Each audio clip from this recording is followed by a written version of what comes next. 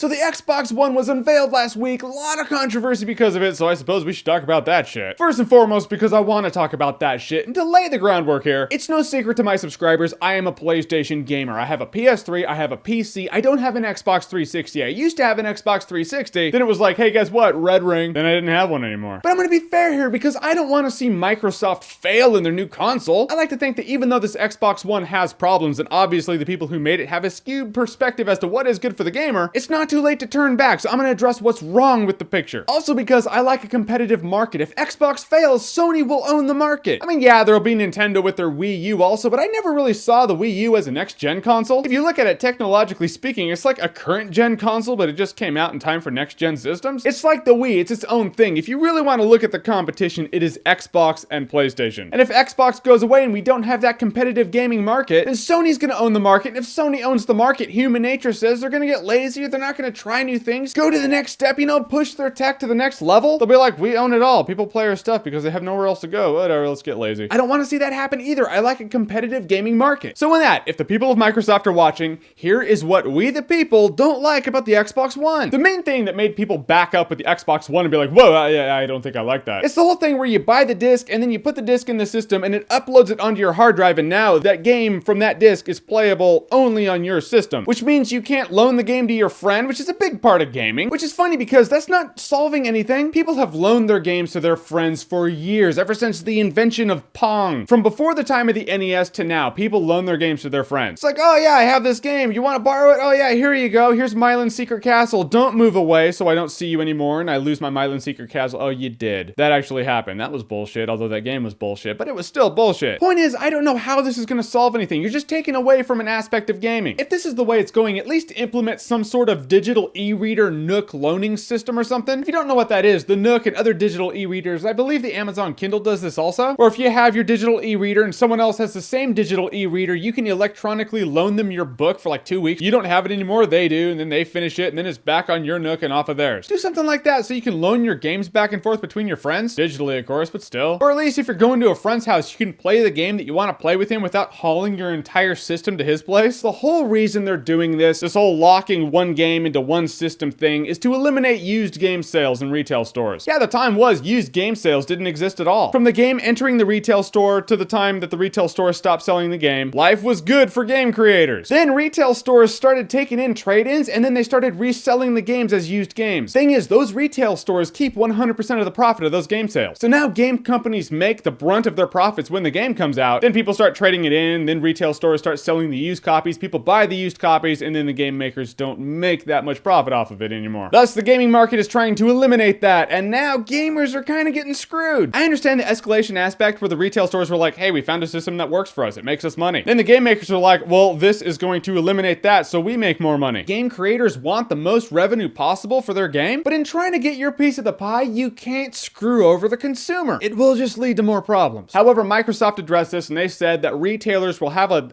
device of some sort. When someone trades in the game to a retailer, that retailer puts the disc in this device. That device reads the disc, and through the internet, it'll wipe out the content from the gaming console that disc was burned to, and so all's right with the world. It's like it never happened. However, new cogs in a system means new cost. New cost means higher prices, which means the whole point of used games really is not there at all. This whole system looks like it's Microsoft giving the illusion that they're trying to work with people, but in the end, it's going to lead to the elimination of used game sales anyway. So it's really the same effect as them being like, deal with it. What do I mean by that? I mean this. Let's say a new game is $60. The used game will probably be $50 to $55. However, there is going to be a fee that someone has to pay to play this used game that's been wiped from someone else's console and now is replayable again. I know Microsoft's been like, oh, it's the retailer that's going to pay for it, not the people. However, it's no better, because if the retailer has to pay money for it, that means they're going to jack up the price of the used game, or they're going to give you less money for trading in the game anyway. Point is, people are still getting screwed. And now we hear rumors that this fee that retailers have to pay for taking in a used game might be upwards of $50. That might be a little inflated, because that's just absurd. That will clearly eliminate used games. Point is, retailers are going to have to jack up the price of used games, so people are going to buy new games anyway, which means retailers are going to stop carrying used games, which means the used game market is going to go away anyway. However I look at it, it just seems to lead to the same road. And what about people who want to sell their games at a garage sale or something? They're not going to have that little piece of tech that wipes it out from someone else's Xbox. So little Timmy can't sell his games that he doesn't want anymore at a garage sale, so he can make more doing that than trading it into a company that's going to give him 1/10 of what he could make at his garage sale. And I'm sure a lot of you just thought thought, well, that's the same system that PC games do right now. PC games, you look at them, you get them, you have a code, it locks to your own account on Steam or whatever. It's true, it is the same thing. And that is why I'm pretty sure that used games are going to go away for the Xbox One. Used game sales for modern PC games? Yeah, no. In my experience, and this is a general statement, but this is just my experience, Xbox gamers are not PC gamers. If you try to change out a console gaming experience and replace it with a PC gaming experience overnight, your fans are gonna get a little cantankerous. People are very sensitive. We need to be climatized into something. We're like goldfish. I don't know if you know this about goldfish. When you're changing the water in a goldfish bowl, you need to put the goldfish in a baggie with the water he's used to, then change out the water in the goldfish bowl, then put the baggie containing the old water and the goldfish into the goldfish bowl, and then leave him there till he gets climatized to it and he's used to the temperature. Then you can release the goldfish into the water. Just throw the goldfish into the bowl with fresh new water. He's just gonna go into shock and die. You metaphorically do the same thing to a gaming system that people are used to. Same thing will happen, except by going to shock and die, I mean, go somewhere else. Somewhere they might be able to hold on to the gaming experience that they've grown on for the past decade. I guess if I can sum up the Xbox One's gripes, it's control. Everything seems very Big Brother is watching you. We're controlling the way you're gaming. The freedom of gaming is being taken away from players and replaced with a structure in which Microsoft's like, nope, you need to game like this because we say so. Oh, it'll come with the Kinect. The Kinect is always going to be on. Does that creep anyone else out? That creeps me out. I don't even know why it creeps me out.